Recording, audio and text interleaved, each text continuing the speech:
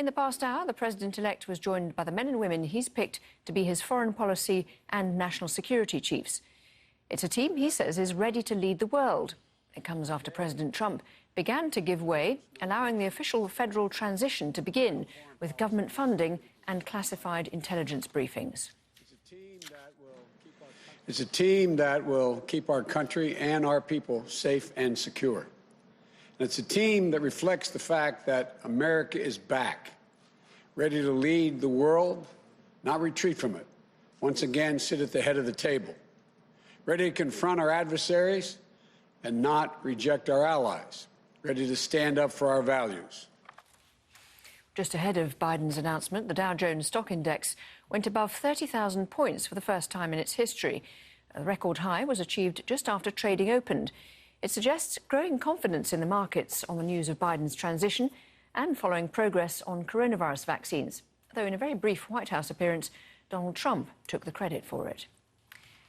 Well, in a moment, we'll go live to Kimberly Halkett at the White House, but first to Shihab Rattanzi in Biden's hometown of Wilmington, Delaware. So, Shihab, Biden promising global leadership with his team, and as his pick for ambassador to the UN, Linda Thomas-Greenfield put it, multilateralism is back and diplomacy is back. Right, and we had much talk of American exceptionalism, American leadership, and the diversity of the cabinet, much being made of, for example, that the new UN ambassador nominee is an African-American woman, the nominee for Department of Homeland Security is a Cuban immigrant, and the person who is nominated for the Director of National Intelligence is a woman. So much talk of diversity and fresh thinking. Having said all of that, it's pretty clear that all of these nominees are establishment Washington foreign policy blob figures. It's a return to the Obama administration in many ways. Many of these figures had senior positions in the Obama administration. Many of them are closely integrated into that foreign policy establishment in which there is that revolving door. Tony Blinken, for example, Secretary of State nominee, he will be returning from, if he gets the nomination, he will return from being a consultant to the weapons manufacturers, big surveillance, big tech, and now return to government. This is a long-held system in the Washington establishment, which progressives were hoping Biden would forego, but he didn't. He's very close to Blinken, obviously, and Blinken has been his foreign policy advisor for many years. So this is back to the establishment. And I think what we're looking for there is, beyond the usual slogans about American exceptionalism and American leadership, have these figures learned anything from the Obama years, from Obama's bombardment of Libya, for example, the green light for Saudi Arabia to start bombing Yemen, which we often hear there are some regrets about amongst Obama alumni.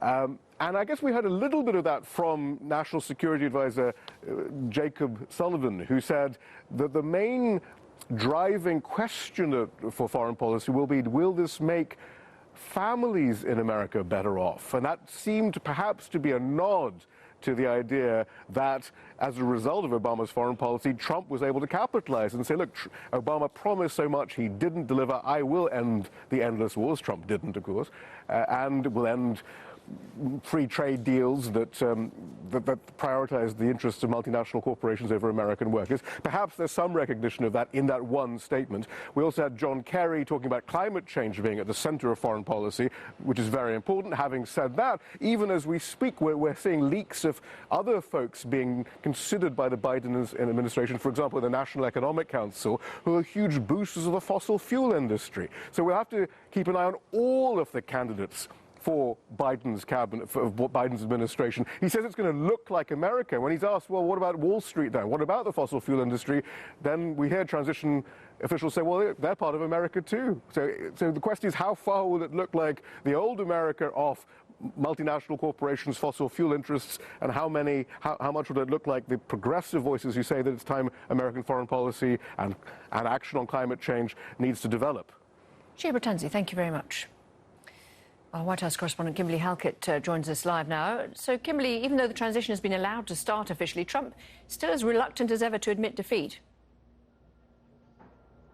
Yeah, there's no question that he's reluctant as ever to admit defeat. And you heard a couple of swipes as Joe Biden was speaking against Donald Trump and his ongoing efforts to really reverse the results of the 2020 presidential election. Joe Biden saying that it is time to wrap up our victory, referring to the certification in Nevada and Pennsylvania that really is once again underscoring that the effort by Donald Trump to undo the results is failing and has been failing for quite some time.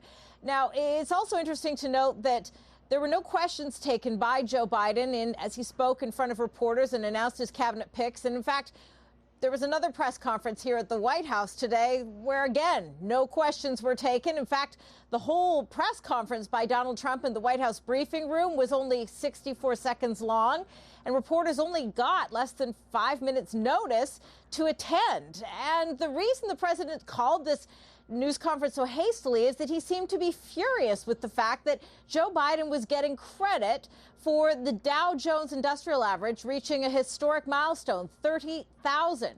And as a result, Donald Trump wanted to make clear to the American public and also to inject himself into the news cycle that he believes it was because of him. The stock market's just broken 30,000. Never been broken, that number. That's a sacred number, 30,000. Nobody thought they'd ever see it. That's the 9th time since the beginning of 2020. And it's the 48th time that we've broken records during the Trump administration. And I just want to congratulate all the people within the administration that work so hard. And most importantly, I want to congratulate the people of our country, because there are no people like you. Thank you very much, everybody. Thank you. So even as this transition is now officially underway, as we head towards Inauguration Day on January 20th, the U.S. president continuing to insist that he won the election. In fact, he tweeted early on Tuesday morning that he believes that is a view shared by 79% of the American voting public. And he has also made clear that even though he is now cooperating with the Biden-Harris transition, he will not accept defeat.